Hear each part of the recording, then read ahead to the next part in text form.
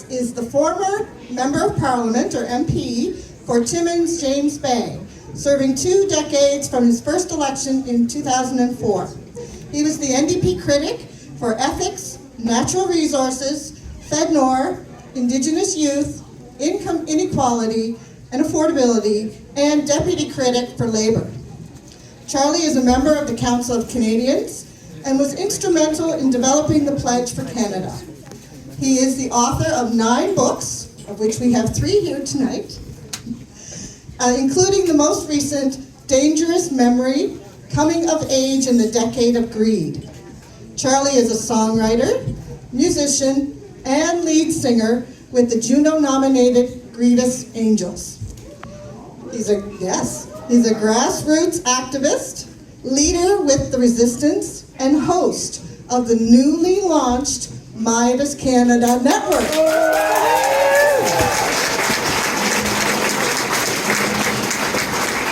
And tonight is the very first tour stop for Midas Canada Network. Woohoo!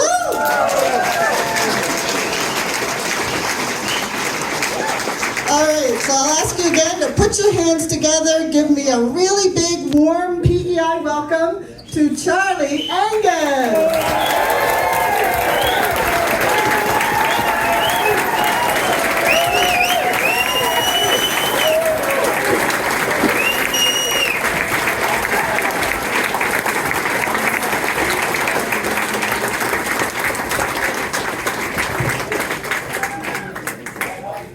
Oh my God, here we are. I actually heard someone out there tonight say, why are you launching Midas Canada in North Rustico? You have to ask that question. It's obvious why we're launching it here. This is the heart of Canada, is it not? Yes, we're thrilled to be here, and we want to just give a shout out to everyone who made it happen, because these tours just don't happen. Rosie was relentless. In fact, we were terrified of her. And then to upstage me, she went and got engaged tonight. So now we're going to come back for the wedding. And you're all invited too.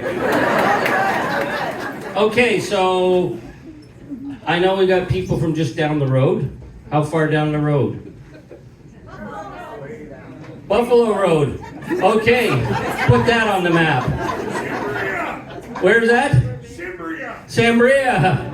And I think we got Ontario. Is Ontario? That's down the road, is it not? Awesome, good to see you. And we got Annapolis Valley. And we got Truro. Good. We got, how many people from New Brunswick? It seemed like everybody from New Brunswick. Awesome, seeing you, New Brunswick. And we got Missouri here. Yeah? Have I missed any place else? Saskatchewan. I'm going to be in Saskatchewan. Midas is going there. Okay, Saskatchewan. Where else? Vancouver. That's just a little west of Toronto, isn't it? Where else? Where? Stanley Bridge. Okay. I want to thank you folks for being here. And we're going to have a good talk tonight. We're going to talk about the threat. We're not going to sugarcoat the threat. We're going to talk about how we are going to stand up and why Canada is the front line right now. This is not just about tariffs. Anyone think that I had a solution on tariffs? Let's see a show of hands. No show of hands. You're here because you see the rule of law disintegrating south of the border, do you not? And you see the rise of gangster regimes, like Vladimir Putin and the attack on the people of Ukraine. And you see the threat to our nation. And you understand, and you understood the first time you saw that guy, that there was no being nice to him, no negotiating, that we were going to have to hold the line. Right? So I'm not going to sugarcoat what's coming, but we're going to get through this.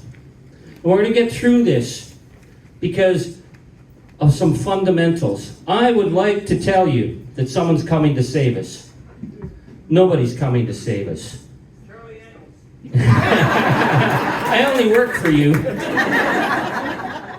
I learned that when I went to Brussels as my last act as a member of Parliament, when I went to the NATO meetings, because I wanted to see, because I was sure that Big Brother United Kingdom and Big Brother France and Big Brother Germany would be all there for us. Not one of them came near the Canadian delegation, because they were all kissing up to MAGA. And I was like, oh, okay. I see how this is going to go down. And who came up and spoke to us? Latvia and Lithuania and Estonia, because they're the front lines.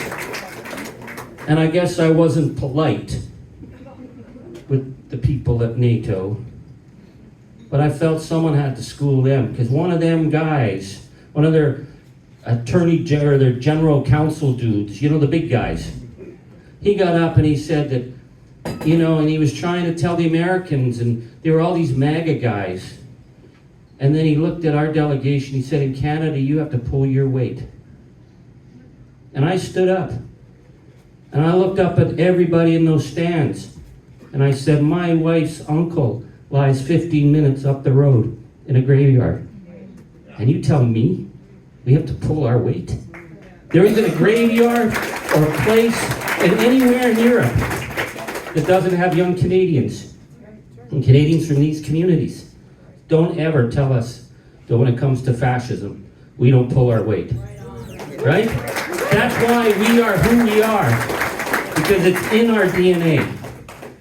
But I want to shift this discussion just a bit, because I want to talk about why our values make us who we are.